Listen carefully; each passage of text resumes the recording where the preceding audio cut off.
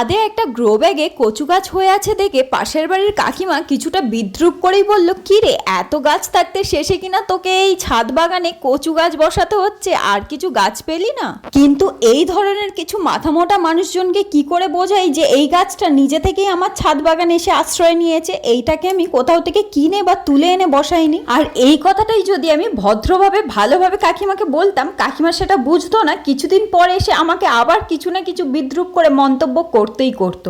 সেই কারণে কাকিমাকে বললাম যে তোমার ছাদ বাগানে যে গাছগুলো আছে ওইগুলো বরং দিয়ে দাও, ওইগুলোই আমি আমার ছাদ বাগানে সাজিয়ে রাখি, দেখতে খুব সুন্দর লাগবে। কিন্তু কাকিমা আমাকে বলল, আমিই ভাবছিলাম যে আমি তোর থেকে কয়েকটা চারা চাইব, আর তুই কিনা আমার গাছ চাইছিস। আমি কাকিমাকে বললাম, আমার কাছে কিন্তু এখন খুব বেশি চারা কিছু নেই, শুধুমাত্র গাঁদার চারাটাই তৈরি হয়েছে, আর যদি চাও তো ওই কচু গাছটাও নিতে পারো। কাকিমা হাসতে হাসতে বললো, না না ঠিক আছে, শুধু গাঁদার চারা দিলেই হবে।